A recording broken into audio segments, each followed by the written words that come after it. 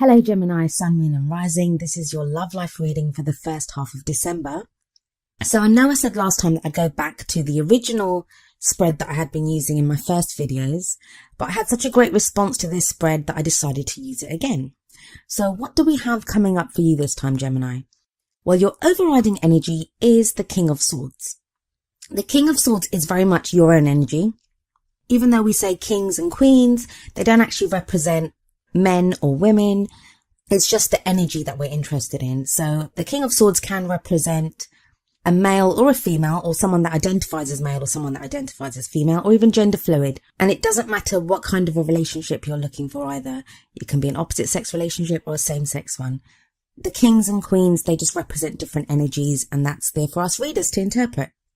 So you have the King of Swords, as I said, and the King of Swords can be an air sign, and that would be an Aquarius, Gemini or a Libra. So like I said, that could be you. In which case, if it is your energy, it means you very much feel in your own power right now. You very much feel, I think this will make sense to some of you Geminis, but you feel more like yourself now than you have done in a very long time. So many of us have gone through so much this year that it's left a lot of us at times wondering who we are or what we're doing. But with the King of Swords coming up here in the overriding energy, this would suggest that so many of you now feel very much in your own power, especially with the King. The King is the master of the suit of swords. He has mastered the energies of swords, and swords are all about communication, thoughts, ideas, being able to debate, being able to communicate. He has knowledge, he has wisdom. And a lot of you may be feeling that way right now. You may not know exactly what you have knowledge and wisdom about, but you do feel like you know more now, and you're more confident in what you know than you did even a couple of weeks ago. If this isn't you, if it could be that you're dealing with another air sign, like I said, that's an Aquarius, Gemini or a Libra. All those qualities may apply to that person, that's what they come across as. But the other thing that can come across here sometimes when we're dealing with swords, even if it's not someone of that element, even if it's not an air sign, this could be someone that comes across as rather cold. You may try to express an emotion to them and you're not really getting anything back from them. But even then, I think with the King of Swords energy here, you're in a much better position to be able to deal with someone like that. Although I think for the majority of Geminis, this is going to be your energy, that you are back in your own power. Now, the card that comes up at the center of your reading is the Devil. This is the card of addiction. It can refer to literal addiction, like being addicted to some kind of substance like alcohol or drugs or even porn or sex. It can be an addiction to a bad relationship or just to ways of thinking and behaving.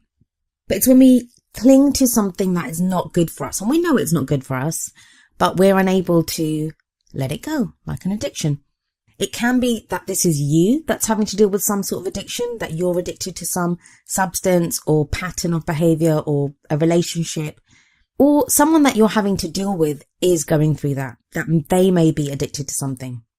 If the original King of Swords energy is your energy, Gemini, then I do think that this Devil energy is something that you're going to be working through in this period, or you may even already be working through it, and that's the energy that you bring into the beginning of December. Because the Devil doesn't just show addiction, it shows freedom from addiction. The message from the Devil is only those things that we allow to hold us back will hold us back, that we have the power to unchain ourselves, to unshackle ourselves at any time. And I kind of feel like that's what you're going through at the moment, Gemini, that you've been unshackling yourself. You've been trying to change the way you think. You've been trying to change the things that you're addicted to. And I hate to keep using that word, but you get what I mean. Like those things that have been holding you back, you are now freeing yourself from that. And the King of Swords would be the perfect person to do this because he's very mind over matter. So bringing this to, like, that's a very kind of general life statement there, but bringing it to love life, that would mean if you're in a relationship, it may be now time to deal with things holding you back. If you're in a relationship, either you or your partner, something may be holding you guys back from connecting or from the relationship progressing forward. It might be time to deal with that. If you're single, you may decide to tackle those things that have been keeping you single. If you're dating and that relationship doesn't seem to be going anywhere, again, you would be dealing with those things that are preventing you from moving forward. So the devil isn't always a bad card. I know people look at it and they're like, oh my God, it's a toxic presence. In a reading, the devil isn't always, well, not for me anyway. I don't always see the devil as a bad card. I mean, what do they say? The first step of dealing with any addiction is admitting you have an addiction. And that's kind of the energy of the devil. The first step of freeing yourself from whatever it is, from anything that's holding you back, from anything that's got you shackled, is admitting it. And when the devil shows up, that is, you realize it and you know that's what the problem is. You know right now what's been holding you back. And that's a huge step for you, because if we look at the past energy, we have the Seven of Wands. Seven of Wands is this one guy standing in this doorway and he has all these wands kind of facing him, but he's not backing off. He's standing there, even though he has like weapons coming at him from every angle. He's standing his ground and he's ready to fight. And that's the energy you've just come through, that even though you've had problems coming at you from every angle, problems coming at you from every area of your life, you've stood your ground and you've dealt with them. Now, this may not just be in the past couple of weeks. This may be for the majority of the past year. You've had different things coming at you, but you dealt with them one by one. And maybe that's what's given you the confidence now to know what's happening in your life, to realize that you are stronger than what you believed yourself to be. And that's why you're ready to unshackle yourself from the energies of the devil. But this is an energy in the past. What's happening in the present? Well, we have the Judgment card there, which is a great card. It talks about transformation. So whatever you've been through, and even though you have like the King of Swords energy, if you don't feel like you've reached that level of confidence or that level of knowledge just yet, you're very close to being there, because you have the Judgment card coming up. And that's, like I said, about transformation, about change. It's about looking back over the past, and that's not always the easiest thing to do, but looking back over everything that you've been through, forgiving those people that need to be forgiven, and oftentimes forgiving ourselves, because sometimes we need to forgive ourselves, learning the lessons that need to be learned, drawing a line under it, and then moving forward from there. And that whole process changes us. Now, sometimes the Judgment card can indicate someone coming back from the past. So it may be now that you have someone that's returning to you from the past. That is going to apply to very few of you. But for some of you, that may be the case. If you're in a relationship, this may indicate that you're ready to move forward to a new future. With the King of Swords energy, that would make you better equipped to be able to communicate with your partner and to explain that this is the situation. If you're single or casually dating, this is probably going to signify huge changes in what you want from a partner, because you've changed. You've changed so much with the Judgment card. It really is that feeling of facing the future without fear, of looking your future in the face and facing it with eagerness and anticipation for once, rather than worry or strife or, being on the defensive like the Seven of Wands card in the past. And that shows in the next two cards that come up, because you have the Queen of Cups next. The Queen of Cups can be a water sign, and that would be a Pisces, Cancer or Scorpio. But if it's not a water sign, this can indicate someone that's very, very open to love, to loving. The Queen of Cups, she loves without reserve. She is very emotional. She's able to express her emotions. She's very intuitive as well.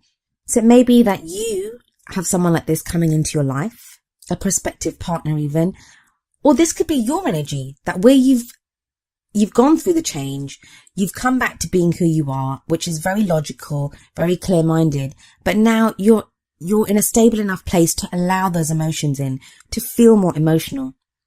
She is a very loving person. If the Queen of Cups refers to someone that has returned from your past, then there would be a very kind of loving connection there. It would be different anyway after the Judgment card. And I think for some of you, this will be the rekindling of an old love. But for the majority of you, I feel this is a new energy coming in. And I think it's going to be you. I think it's going to be you that is feeling that love. You that is feeling more emotionally stable. You that's able to express your love. And not just express it, because, the King of Swords can express. He's not very good at expressing emotions, but he's good at expression. He's good at communicating. But with the Queen of Cups, she doesn't just express love, she can receive love too. And sometimes that can be hard for us to accept love from other people. So maybe that's the lesson that you need to learn here, that you can receive love. And the crowning energy, which takes us up to the middle of the month, is the Nine of Cups. And I'm sure you got this last time as well. Nine of Cups is the wish card. It's that whatever you want, you can have it. You've received your heart's desire. I'd love to be able to say that by the time we get to the middle of the month, you will have your heart's desire. But I don't think that's the case, because that would be the 10 of Cups. The 10 of Cups is the happily ever after. But the 9 of Cups tells you that you're almost there. You're almost at your happily ever after. You just have to refine what it is that you want. You just have to decide now, what is it that you want? And I think this first half of December, it's going to allow you to refine that to a level that you haven't probably done so before, and not in a very long time anyway. The 9 of Cups is also a card of celebration. I mean, we see 9 cups here. It's having plenty. It's having lots to share, and it's a love life reading. So you have love to share with people. But if you do nothing else in the next 2 weeks, Gemini, think very carefully about what it is that you want. What do you want? What do you really, really want in your love life? Because by the middle of the month, you're going to have the opportunity to implement that, to call it to you, to manifest what it is that you want. But before you can manifest anything, before you can achieve a goal, before you can make a dream come true, you have to dream it. You have to set that goal. You have to decide what it is that you want. The first card out of the 2 oracle cards I picked for you, it very much resonates with the 9 of Cups. And that is very soon from the Romance Angels deck. And this card says, clearly decide what you want so that it comes to you now. This card is all about the same kind of energy as the 9 of Cups. It's all about asking you, what do you want? What is it that you want? It's almost is the 9 of Cups again, but just in the Romance Angels version. So you have to be very clear on what it is that you want. And I think you'll be in a position to do that.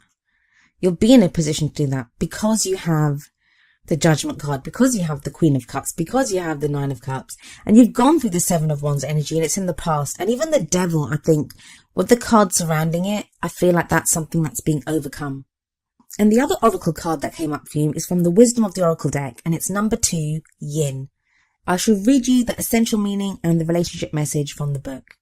So the essential meanings: the feminine principle of receptivity, letting someone else make the first move, gathering information and taking in cues, the art of conscious allowing. The relationship message: let others take the lead right now.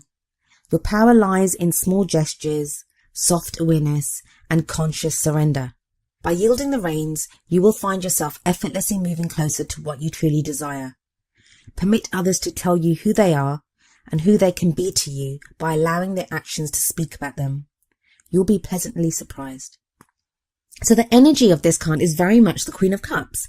It's not so much the King of Swords. King of Swords is very determined, very action-oriented. I mean, you don't sit there with a sword and wait for people to come to you, do you? But the Queen of Cups does. And she would be the perfect kind of tarot version of the Yin card. I guess what this would mean for you is that if you're in a relationship, I'm going to kind of sum up everything here, like especially the 2 oracle cards at the end. If you're in a relationship, decide what it is that you want for your relationship, but put real thought, and it's more about the emotion and the thought that you put into things right now. That's the King of Swords is about thought. The Queen of Cups is all about emotion.